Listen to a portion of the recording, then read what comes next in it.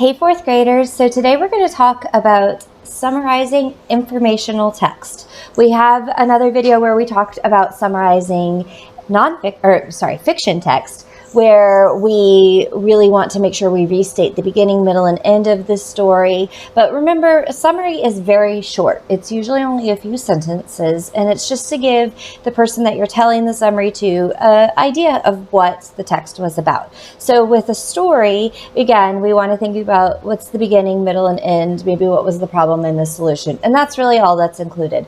Informational text is a little different, though, because informational text doesn't really have a beginning, middle, and end. But it does have a main idea and supporting details. And so we're going to use the main idea and supporting details to help us tell the summary. So I am going to pick a page from one of my son's books, How to Be a Genius. It's a pretty cool book, actually, if you are at all interested in how the brain works and like riddles and stuff. Really interesting book. But anyway, I'm going to read this section right here about the left brain and the right brain. And then I'm going to summarize it. Okay, so at the top it says, the cerebrum is divided into two halves, connected by a bridge of nerve fibers. For some functions, each half is wired to the opposite side of the body, but other skills and thought processes are controlled by only one half of the brain. So the cerebrum is your brain, okay? And it's talking about how it's divided into two halves. Okay, we can look at the picture to kind of see a little bit more, because I know this has a lot of very technical skills. So some skills are controlled by the opposite half. So it looks like vision would be one of those, because you can see those are the eyes, right? And the neurons are going over to the other side of the brain. The neurons are like pathways where information travels, almost like roads in your brain. All right, so let's look at left brain. Left brain skills. The left side of your brain is responsible for more logical, rational aspects of your thinking, as well as verbal skills. So language, your ability to express yourself in words is usually controlled by the frontal lobe, which is the front part of your brain, in the left cerebral hemisphere. Scientific thought. Logical scientific thinking is the job of the left side of the brain, although most sciences also involves being creative, and that's on the right side of the brain. We'll find out that in a second. Rational thought. Thinking and reacting in a rational way appears to be mostly left brain activity. It allows you to analyze the problem and find the answer. Mathematical skills. Studies show that the left side of the brain is much better at dealing with numbers than the right side, and it is responsible for mathematical skills. Writing skills. Like spoken language, writing skills that involve organizing ideas and expressing them in words are largely controlled by the left hemisphere. Hemisphere is another word for half, okay? So two minds, it says down at the bottom. Many mental activities involve both sides of the brain, but the side that is involved may vary. Let me try that again. The side that is involved most may vary. These two scans show brain activity of two people while listening to music. The one on the left is using their right hemisphere much more, indicating more intuitive approach, while the other person may be more analytical. Okay, so you can see that down there. You can see how they're both listening to the same music and their brains are lighting up differently. All right, so there's the left side of the brain.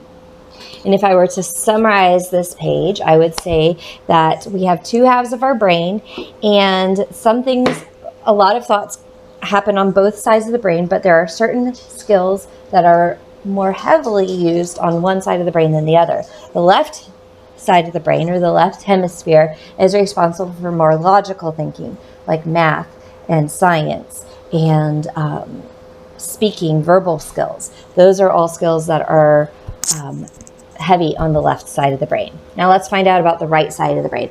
And another interesting thing for you to be thinking about while you're watching this video is, which side of the brain do you think is stronger for you? Because most of us have a side of the brain that we tend to rely on more. I'm a very logical person. I am very strong in math and science. I am not very creative. And so I'm definitely more of a left-brained person. But you will find out here in just a second that right brain skills involve a lot of things that are very creative. And so maybe you're more of a right brain person. All right, so the right side of your brain seems to focus more on creative thoughts and emotional and intuitive responses. It is important for spatial awareness, Spatial skills. Your ability to visualize and work with three-dimensional shapes is strongly linked to the right side of your brain. Art. Visual art is related to spatial skills, and the right side of your brain is probably more active when you are drawing, painting, or looking at art. Imagination. Your creative imagination is mostly directed by the right hemisphere, although expressing that imagination involves the left brain skills. Insight. Those moments of insight when you connect two very different ideas probably come from the right half of your brain. And music. Like visual art, music involves a lot of right brain activity, but trained musicians also use the left side of their brain. All right, so the right side of the brain, my summary, the right side of the brain is responsible for more creative thinking like art, music, and spatial skills.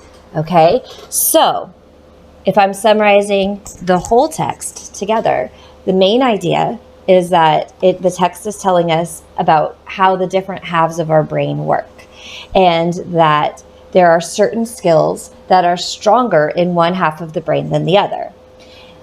The left half of the brain, now I'm talking about some details that are important. The left half of the brain is responsible for logical thinking, like mathematics and science and reasoning. The right side of the brain is more responsible for creative thinking, like art and music and spatial skills. Both sides of the brain are important, right? That would be my summary.